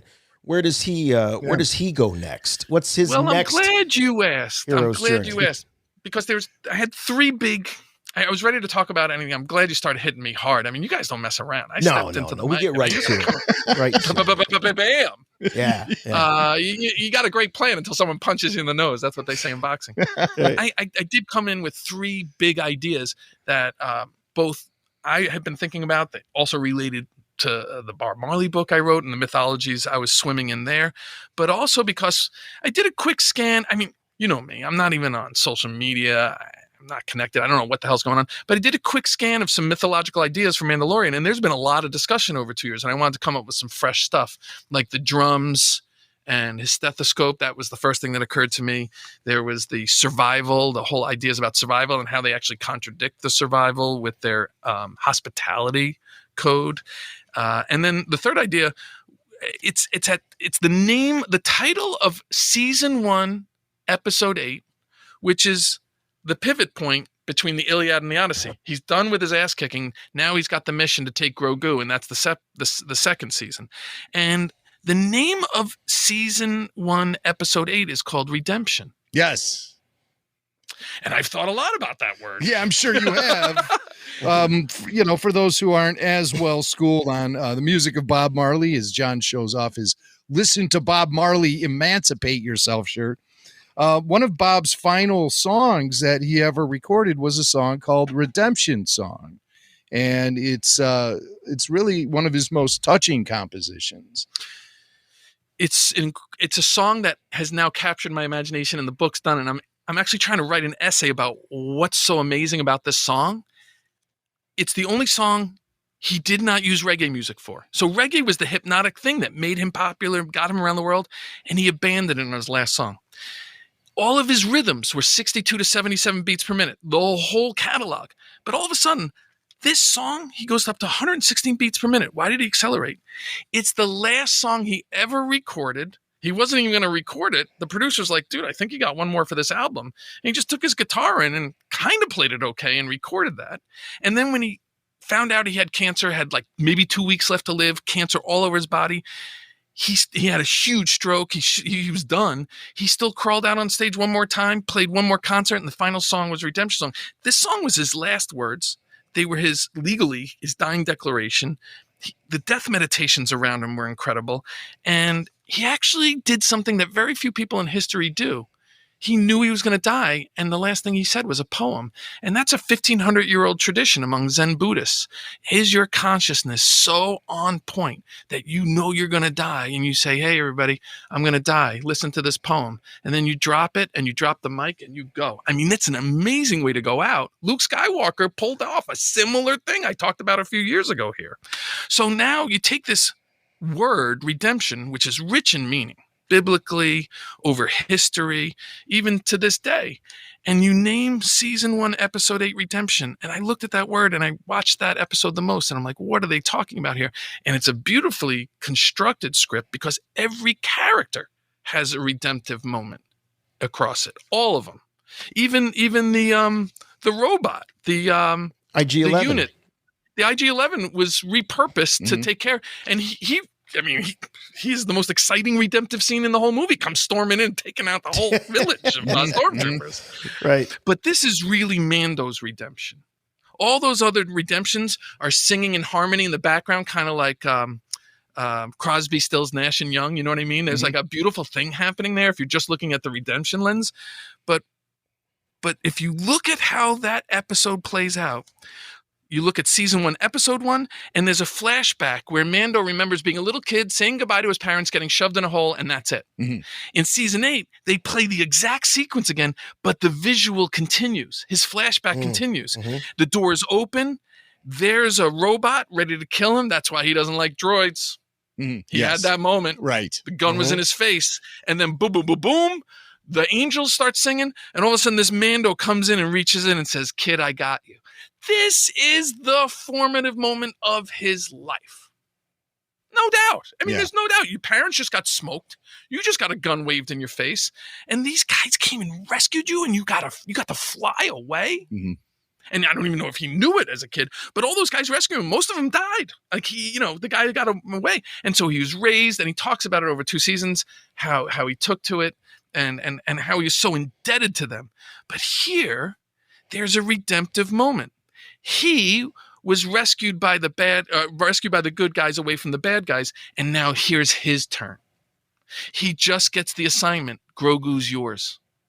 Take him. Die if you have to, but take him. And now, so if you look at the top of a Coca-Cola or a 7-Up can or something, it says redeem 10 cents. It means you bought that can and you paid an extra 10 pennies. And if you take that can back, they'll give you a dime. You redeem the value that you gave. Mando is literally, this is a transaction, not for money. This is a soulful, spiritual transaction where he was given something amazing and it's a value, and now he's redeeming it in exchange for this kid. He's basically paying it forward. Wow. And that's, to me, what redemption means season 1, episode 8, and it is the fulcrum between season 1 and season 2. Between the Iliad and the Odyssey. Hey, did you notice that whenever the Mandalorian had those flashbacks to being saved as a kid by the Mandalorians, whenever he had those flashbacks, it was always during those moments when the armorer was forging the Beskar metal to make his armor.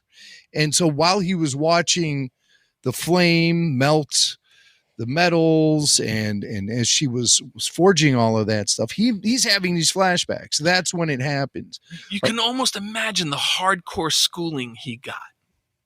You know what I mean? I went to an all boys religious school, and it was different than other schools, for high school. And so he's in a survival. He's getting trained to fight and be the best warrior in the galaxy. So there was basically that whole Wu-Tang Mountain kind of thing going on there. But the thoughts, the imagery, the rituals, the evocative images of we've all been purged, but you're important. The foundlings are important. That is our future. This is it. And they have that call and response. That is the way. That is the way. That is the way. That is the way. It's so intense. It's so indoctrinating. I can only imagine him seeing the blacksmith get at it.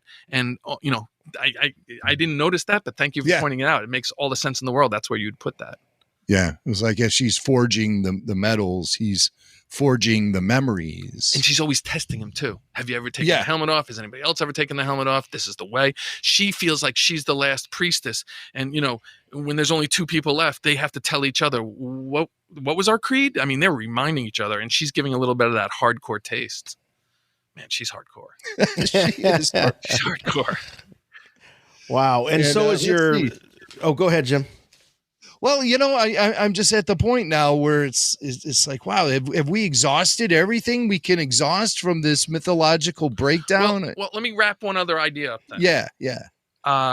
Redemption. The word redemption is rich in meaning, and it means to free from restraint, control, or power, which Grogu is literally handcuffed. You know what I mean? Like he's literally under constraints.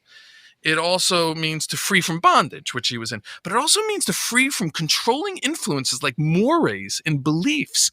And this is what's happening to Mando. So for every hero's adventure, there's an external adventure and an internal adventure. Your external adventure might be flying through space and blowing people up. It might be playing chess. Mando's external adventure is Grogu and redeeming him, but Mando's also redeeming himself and liberating himself from some of those beliefs and mores and creeds that were so jammed in his head, but aren't serving the higher objectives that he's seeing.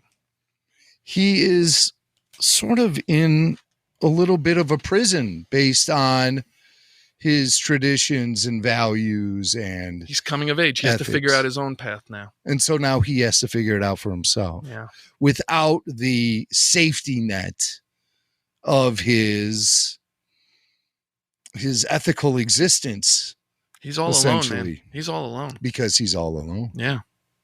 He's doing the right thing. Lone Wolf and Cub, that samurai who goes through Japan as the best warrior, slicing and dicing and seeking revenge and getting freedom. Same thing, man. Lone, but he had a few ideas about what's right and what's wrong, and he followed his intuition, the internal adventure, and the external adventure worked out. You did take note of the Lone Wolf and Cub connection. I know that the producer of this show, Dave Filoni, is a big fan of that story. I'm a huge fan. And I think you resisted talking much about it because you've seen analysis on the internet already. I didn't want to, You want to bring a fresh perspective. Yeah, for the limited time I have with you guys over here in this parsec, I want to give you the good stuff, man. Yeah, I want to give you the stuff that's just not out there that I've been thinking about. But if you want to talk about more stuff, I'll talk about anything. Lone Wolf and Cub was one of those life-changing things for me. I just thought it was a man of such wonderful character. I love it. So there's a strong recommendation for John Marcoux. If you want a greater understanding of things that are going on in The Mandalorian, maybe check out Lone Wolf and Cub. Hell yeah. The greatest warrior with a baby in tow. Like normally you'd think that would interfere with your fighting. And yet, so that dynamic is spot on. Iliad and Odyssey, they're great books, man. They're just long-ass poems in weird language. Yeah. I have an interpretation from the 60s, the 80s, and a professor at University of Pennsylvania last year came out with a fresh one. And if you just take one passage, one fight scene, and you read all three, the interpretations are wildly different. But reading all three, I mean, I nerd out on it. I get a better sense of what the ancient idea was there. Amazing. It's like I'm triangulating an earthquake and finding out where the epicenter is. How did you like the first episode of season 2 featuring the battle with the crate dragon and all that American Western element that had seeped into the story? It was one of my favorite episodes. Yep, they got back to the roots. The Western part was perfect. I think the guy they cast as that sheriff who was kind of wearing the Mandalorian Cobb stuff. Vanth, Timothy Oliphant. Boy, he was a good cast. I mean, the casting in the show, Mandalorian casting is wonderful. I thought he was spot on. The graphics of the dragon going under the sand and then eventually Mando actually going inside him to finish him off. I mean, that's like the stuff of Job and the whale. I mean, that's the stuff. That's just the grandest of stuff. Every time he does it, he just is like, man, this guy's something else. I love that accretion of stories of great moments. Like, you know how you sit around, like guys sit around and talk about great baseball players from their time, the Mickey Mantle season where he did this, or watching the hitting streak happen with Joe DiMaggio. My dad was a Teddy Williams fan. Hearing the old guys talk about that, like you could sit around and talk about Mando like that. He's got those kind of stories. Amazing. What a great analysis. I'm really blown away by how you break this stuff down, and it's so much fun the way you do it too, John. Very very fresh and outside the box. Thank you very much. I love this show so much. I over prepared for several of my priors. I thought I'd take it a little loose today. It felt good. I think I'll stay with it. Loose is good for the next few. The book is Emancipate Yourself. John, can we give away a copy of the book? Yes, we could give away a copy of the book, and if let's give away a T-shirt. Okay. A T-shirt and a copy of the book. Send us an email, show@rebelforceradio.com. The subject line, Bob Marley book. And we'll enter you in to win. We'll choose the winner at random on next week's show. And you could win a copy of John Marcoux's illustrated book about Bob Marley, Emancipate Yourself. I'll give you some images to post on your social media or whatever. Yes. Especially, with some obvious and not so obvious Easter eggs. See if your fans want to poke around and pick up on what's going on. Yeah, there are Star Wars connections and Easter eggs throughout the book. Wild. And I never saw that coming, by the way. Do you know? Here's one right here. Just a little Easter egg for you. Let me see if I can pick this up here. Yeah, it's a Chewie. Chewbacca. Chewbacca there. With a little parachute It's a sloth. It's a sloth just like Chewbacca. It's a sloth. It is a sloth. Okay. But he's wearing the bandolier. Yeah. My dear friend and illustrator and the most wonderful warrior I know, Aaron Block. He loves drawing animals. So any chance he gets, he'll throw a dragon in and a Chewie. Oh, and this one's not even subtle here. This is no. I think, John, we were talking a little off air. These are the great emancipators. Yeah, dressed as Jedi or in Jedi robes at the end of Return of the Jedi in their spirit. It's some of them. There's a lot of them out there. These guys are just happen to be standing in the corner at the cocktail party when this picture was taken. It's Abraham Lincoln, the Buddha, Gandhi, and if you look at Marley, and it's not so easy to see, but where the lightsaber would normally hang, that's a microphone. Yeah, man. So yeah, Bob Marley and the gang in Jedi robes. And there's even a little Star Wars crawl there too. Opens and closes the book. Yeah, fantastic. I love it. One more thing. It's of all the Star Wars things, and again, he started doing it, and Aaron started putting them in the illustrations, and I thought they worked, and it was so playful. It just helped buoy the effort along. One of the most interesting things, coincidences, is that within 3 days of each other, Bob Marley released the album Exodus, which Time magazine called the #1 album of the 20th century, 3 days before A New Hope came out in the movie theater. Same week in the summer of 77. Oh, that was one of the greatest summers of all time. Think about this. Yeah. That is a coincidence, man. It awesome. Is. Or is it the Force at work? Hey, John, take a look at some of these. Go ahead. Take a look. Open them up. Show them on the camera and everything. I have just handed John Marcoux An incredible package. Wow. These are medallions from Kevin Lyle's Norse Legion at NorseLegionStore.com. These are Power of Myth Joseph Campbell coin series. This is the complete set. And Kevin wanted you to have this. That feature Luke Skywalker, Darth Vader, Master Yoda, R2, 3PO, and Boba Fett. Man. And on the back, each one of the coins has a Joseph Campbell quote. So those are fabulous. Man, didn't know they existed. I have a man cave. We moved and it's bigger and I have room. This is great. Yes. So yeah, you can mount those up on the wall, but you want to be able to flip them over too to look at the quotes. Hey, I want to let you know again. I'm sorry, Mando's been out 2 years. I missed it, but I don't have a watch, so I'm just glad you guys finally found me and dragged me in here for this. You don't have a watch? No. What do you mean? I'm outside time, man. You guys just have to come out. You just got to come down and grab me, and I'll come in here. Anytime. You're on that Rastafari time, man. Island time. Yeah, man. Yoga. Which moves as slow as a turtle. Yeah, I agree. Well, that was fantastic. Yeah, that was great. Can you get the book online? Yeah, so I've been studying Bob Marley for 20 years, and I just can't go sell the book through Amazon. I mean, if you understand the story I'm telling, he's a rebel fighting the Imperial force, and I'm looking at the book industry, and I'm looking how Amazon does it. I'm like, I just can't do that. So we have a Shopify website. Oh, great. Dinnerguestpress.com. Dinnerguestpress.com. So the name is, think of all the dream dinner guests you could have over, dead or alive, and have all your heroes. So we got Bruce Lee and we got Bob Marley so far. That's a pretty good table. Wait a minute. What's the URL again? Dinner Guest Press. Dinnerguestpress.com. And that's where you can find Emancipate Yourself, the hardcover book. Bob Marley Wants You, it says on the website. Limited t-shirts done by ObviousShirts.com. The book is available in hardcover and paperback. Yes. The artwork is just amazing. Soon to be digital. Oh, really? You're going to do like just connecting the source notes with the illustrations and sending it off and having it online so people can get the digital version. Well, the website looks great. We'll also have a post at rebelforceradio.com featuring links and artwork from the book. Wonderful. Emancipate Yourself. Wonderful. By John Marcoux, the Jedi Yogi. And if you're in the Chicago area and you want to do a little stretch and sweat, 105f.com. We had our 20th anniversary on Sunday. Many years. I've been teaching hot yoga at least 5 days a week for 20 years. Nice and steady. You've had the studios in Chicago for 20 years? October 17th, 2001. Holy smokes. Well, it's amazing. The classes are great. You're stretching, you're sweating. 105 degrees. You can stand still and you're sweating. Yeah, I've done it.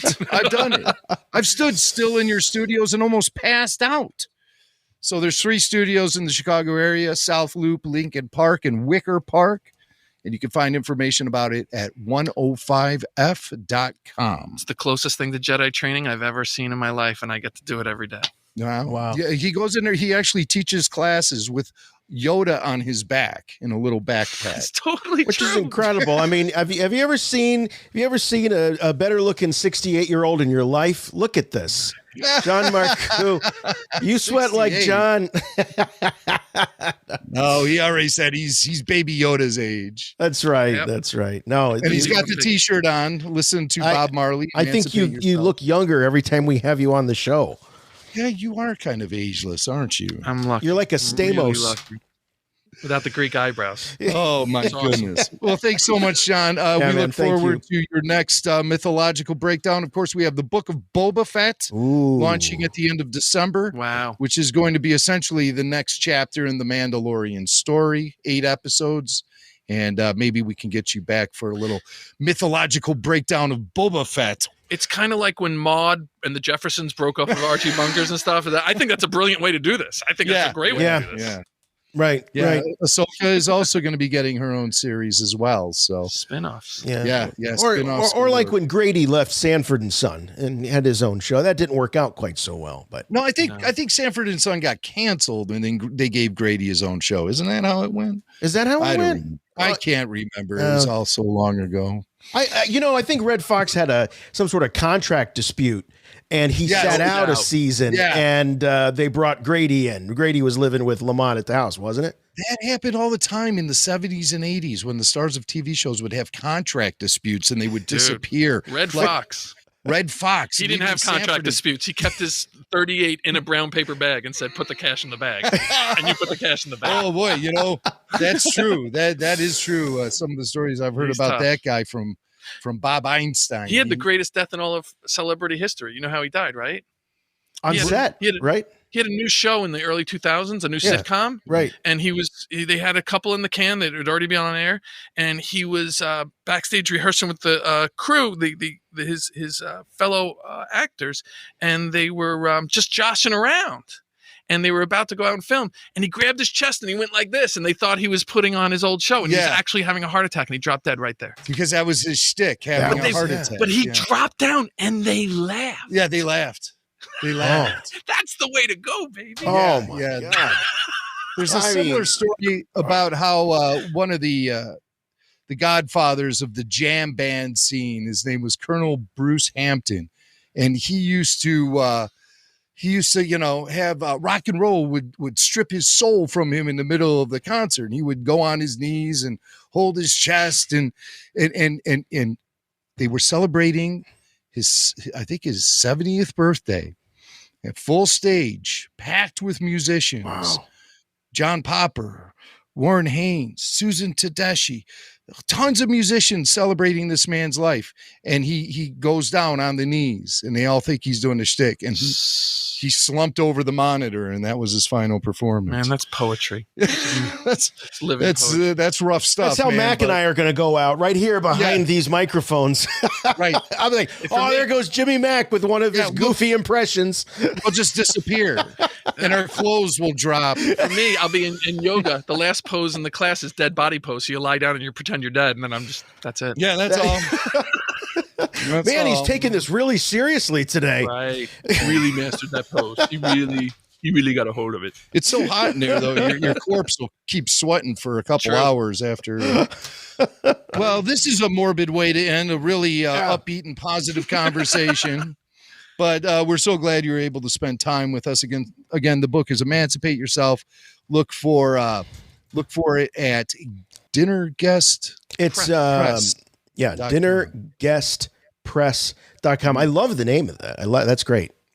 Thank you. Yeah. I even deliver the book in pizza boxes. People think they're getting little mini 8x8 inch pizzas that fit the book. Mm-hmm. And it goes with the theme. I even take that guest check. You know that guest check they staple on top of the pizza box? Yeah. And they're like, it really feels like you're getting a pizza delivered to your house. And then you open up and there's a book in there. This is true. Look at the size of the book. He puts them in like little personal pizza 8x8s. 8x8s, baby. You got a little ribbon bookmark? So is there a ribbon bookmark in there? Oh, yes. There is. Now that's class. I went all in. That is class, man. Swank. Look at that. Everybody in the industry said you're using too much colored ink. It weighs too much. Nobody's going to buy a square book. Why isn't your name on the title? And I kept telling him, this book is a meditation. And my name doesn't help the meditation. The front cover, for instance, the color blue is what meditators use to refer to the emancipated mind, the blissed out mind. The way Marley shakes his dreads on the cover, when people said, what do you mean by emancipate? He said, let me show you how a man can be free. And he would just shake his dreads back and forth.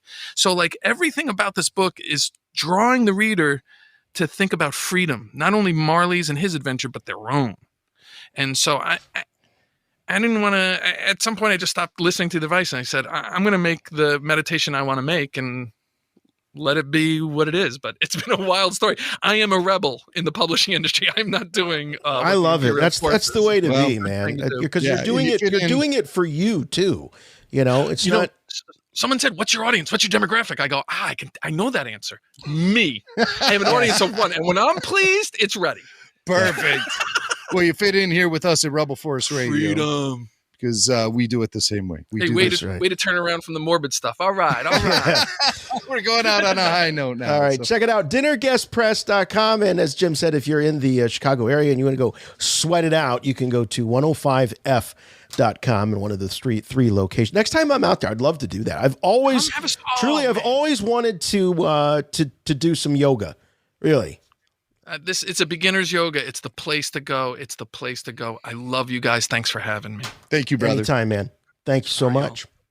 Rebel Force Radio. You've already made that Star Wars reference. Your source for the Force. Star Wars parody. All right, Star Wars and pop culture, where we take a look at references to a galaxy far, far away, found in sometimes the most crazy places, but usually on TV and stuff. Yeah, usually on TV, this time on Netflix. Jason, have you ever seen Grace and Frankie? I've seen Will and Grace. Is this like some sort of reboot or? No, Will. Yeah. Wrong Grace. Okay. This is Grace and Frankie. It's a show starring Jane Fonda. I'm sure a Swank family favorite, Jane Fonda. Oh, well. You know what, though? I love me Barbarella, and I love me Barefoot in the Park. I love classic 60s era Jane Fonda. I really do. Okay. Hanoi Jane I could do without, but... well, yeah, that's... And Martin Sheen's also on the show, as well as Lily Tomlin is Frankie. Jane is Grace. Ah, okay. And 7 seasons. The show's been on for a while. It's got to have something going on for it. Yeah, it's been on since Especially 2015. On Netflix. They like Hatchet, man. Yeah. You're on a 30-day plan there, and right. Even if you're the number one show there for 29 of the 30 days, if you don't hit that 30-day, you're out. Edward reached out to us at show at rebelforceradio.com, and he says he was watching Grace and Frankie with his wife. She has to put that in there.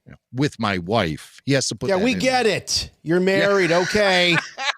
You're not a nerd in your mom's basement. We weren't saying that. We weren't assuming that. That's not what I think why he had to say with my wife. I think Grace and Frankie is kind of like a show that appeals to the female demographic. Oh, okay. Why would a 100% total dude like Edward be watching Grace and Frankie on his own? No, he had to be pushed into that. I see. So it's like if you're talking about The Bachelor, you're going to be like, I was watching The Bachelor, with my wife, she watches, I just sit there and happen to see it while it's on TV.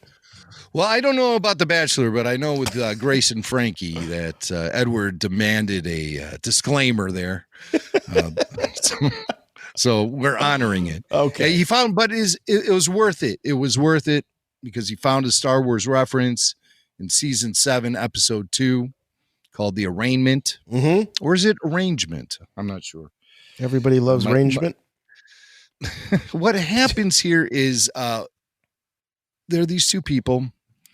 They're working for a company, and there's a situation where they have to share an office when they typically don't share the office with each other.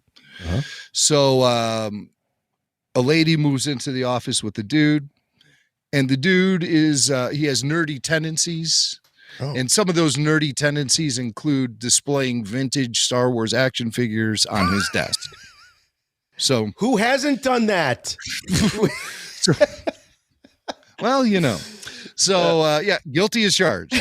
But here's Grace and Frankie. And this is when these two coworkers become office mates. And the Star Wars action figure collection becomes a topic of conversation. All right, here we go. Okay, I hate to quibble when you're upset, but Chewbacca probably shouldn't live next to Greedo, who tried to shoot Chewbacca's BFF, Han Solo. But you know what? A stranger piece of chords have happened in the Empire, if my fan fiction's to be believed. Oh, man. So, apparently she moved in and rearranged some of the action figures, and he didn't like. I don't even need. I know exactly what this dude looks like. This actor that they have cast for this role. I don't even need to see it. I got it pictured. My fanfic. Yeah. I'm sure we could find 1,000 of this guy. Nerdy dude. Hey, can we get a casting call for the nerd? Yeah. Bring him in. Bring him in with his fanfic. So he's got the action figure. And so his new office mate is complaining about how cold it is in the office. And when he returns, she has moved in about 5 or 6 little portable heaters into the office. Uh-oh. And one of those portable heaters gets placed just a wee bit too close to some of those vintage Star Wars action figures. Uh-huh. Yeah, so you got the space heaters. It's cozy, right? You bet. This way I can crunch the numbers with a nice sweaty back. What the What happened? He's melted. I was worried about Greedo. I should have been worried about you. I'm so sorry, and I swear I will buy you another, I want to say space dog. I've had Chewbacca since I was a kid. He's irreplaceable. I know I hurt your toy. My toy? It was an accident. Why are you so angry? Because I like my cold office, and I like my weird little things. Okay, wait a minute. I have a question. Yeah. Space doggy. What is this? What year is this? 1978, and not everybody on the planet has seen Star Wars. Is this Jane Fonda in this particular scene, or is no? It was not Jane nor Lily. It was okay. Two actors. I don't know, because I'm looking at these two ladies that are both north of 70, and I'm like, there's no way they've not heard of Chewbacca. And they wouldn't know who he is, but maybe this is a younger character. I do run into people that they hear about what I do in my spare time, and they are usually escorted by someone who just has so much glee, and they're like, Jason, have you met Sandy? Tell him, Sandy. Come on, tell him. No, come on, tell. You've never seen a Star Wars movie. I just wanted Jason to meet you. Yeah, okay. Why would anyone think that you need to meet someone who hasn't watched Star Wars? Right. They're missing the one quality, the one prerequisite to enter into a Star Wars conversation with the Star Wars podcast host. Yeah. But they lack that qualification. So why do you? What is it? Your job now? What are you, like some missionary, and you're out there to convert people? It's like, what am I? The Book of Yoda? We should do that. Oh my God, we should be the Book of Yoda. We should wear like the black ties and the white shirts, and the little black pants. Ding dong, hello. We'd like you to meet the greatest movie ever. We represent the Book of Yoda. Have you seen Star Wars? No. And I thought it was the Book of Boba. Exposed. Join us. So I think we have something here. I really do. Yeah, we might be onto something. We might be recruiting, people to canvas neighborhoods and to join us, and as we do the Yoda's work. The Yoda's work. Oh, hey, you know what? I just thought. Hold on a second. I just thought of something. I gotta break in here because Space Dog reminded me of Space Dolly. Space Dolly reminds me of Jonathan Wilkins' beautiful wife. They just had a new baby yesterday. What? Wow! Yesterday. Yeah. So Jonathan Wilkins, our co-host. On Bondcast, and still working over there at Titan Magazines and putting out some of these like special edition. I don't know. They're like like certain special guides that he puts together. He's still working on Star Wars over there at Titan, but they're these companion guidebooks or something like that. But anyway, good friend of ours. We love him, and we send the whole family, the expanding family, all the very best. I wonder if he was sitting in the theater watching No Time to Die when the call came. Yeah, he was sweating it when we had him on. We were on the last Bondcast. Yeah, well, we'll find out. We'll be recording our reviews for No Time to Die pretty soon, as long as Mr. Wilkins is available to us. Right. Well, let's see. Yesterday, she should be home in the next day or two. Whatever. Business as usual. Yeah, my wife won't let me live down the fact that I went What convention was it? I left her with a newborn Parker within just a couple of weeks to go do a convention. And she brings that up every once in a while. Yeah, I know the convention. And if it helps Deb in any way, shape, or form, the convention was something of a massive bust for us. And eventually really? Yeah. And I think the way the convention kind of fell apart was something that pushed us into creating our own Star Wars podcast, because previously we're affiliated with another website. That's the show. That's the show. Yeah, I remember. Yeah. Okay. It wasn't worth the trip for either of us, quite honestly. Why we did it, I'll never know. But yeah. You live, you learn. Right. Before we split, yes, I have an audio book suggestion for everyone. You know them from Star Wars contributions, specifically Solo, a Star Wars story. It's Ron and Clint Howard, The Boys. I saw the cover of this book, and there's Clint and Ron Howard. It looks like they're probably on the set or heading to the set of the Andy Griffith Show. So I was just in this vein of 60s TV. Yeah. And yes.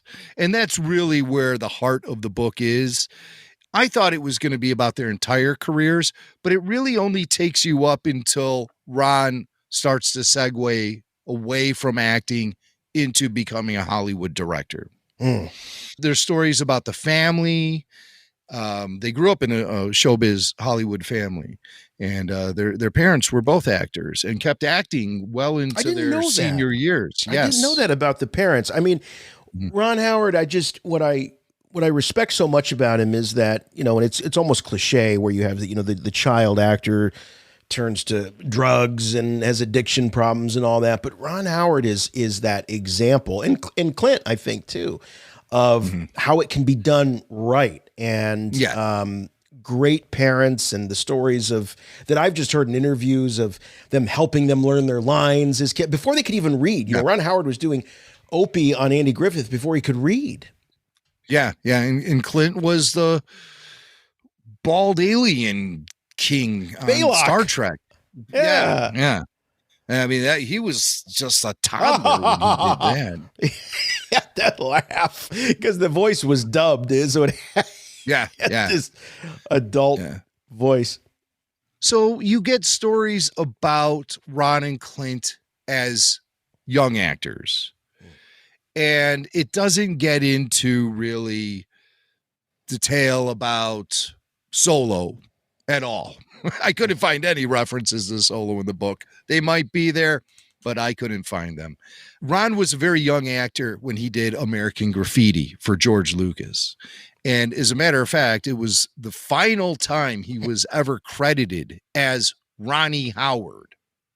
American Graffiti was really Ron's first role as an adult, someone who was in charge of his own career, out from underneath his father's wing by design, too. His dad was not a controlling father of young actors. He was setting up Ron for the long haul. And it seems like he did a great job, as you mentioned, Jason. So there's nothing really too revealing about their involvement in Star Wars, which I was a little disappointed in. But I get how the format of the book works, and I thought it was a great book because Ron and Clint are playing off of each other's own stories, and you get to really have an understanding of how their careers paralleled each other with peaks and valleys. And when Ron was riding high was as a director, that was at the end of Clint's career as a hireable actor. And so what did Ron do? He put Clint in all of his movies, and it really paid off. On the other side of the coin, when Ron was young and trying to get into film and television and stuff, beyond the Opie years with Andy and Mayberry, he was envious of Clint because Clint was getting really good meaty roles. And Ron just wasn't seeing that because he was being typecast as a kid actor who was Opie. He was being typecast as Opie. American Graffiti really helped him shed that image. And he tells stories about it. He tells stories about auditioning for George Lucas. He tells some stories about shooting American Graffiti. And I just thought this little clip here was interesting. He tells a story about staying in a Holiday Inn with the cast of American Graffiti. I assume the Holiday Inn was in Petaluma or San Rafael. We probably drove past it.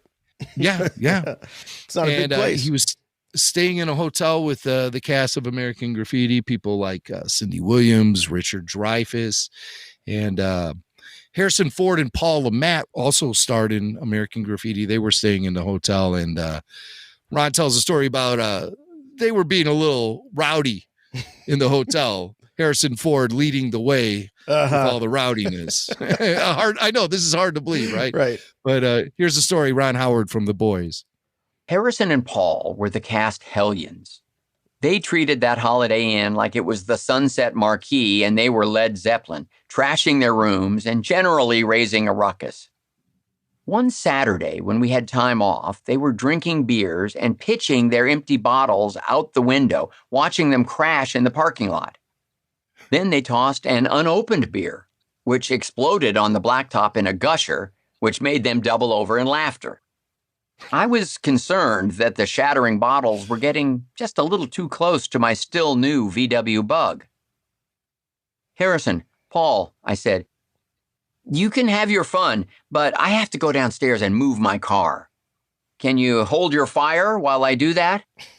"Sure, Ronnie, sure. Go ahead," said Harrison. As soon as I got to the parking lot, a bottle exploded at my feet. Harrison and Paul poked their heads out the window. "Dance, Opie, dance!" Paul shouted. Then more bottles came flying in my direction, accompanied by the sounds of nefarious cackling from above. I somehow managed to pull away in my Bug before they did any damage. Dance, Opie, dance.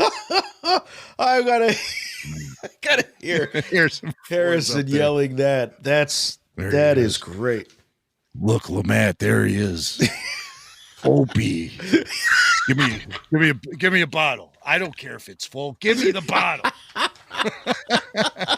That's amazing. That's awesome. Great story. I can imagine.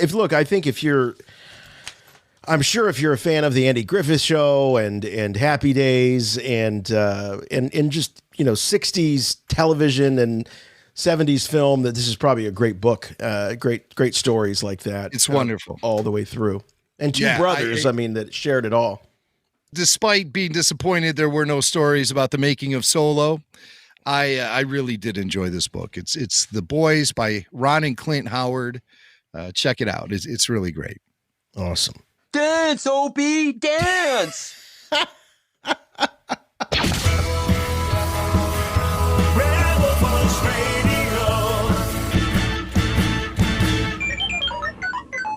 Oh, those are the penguins' colors.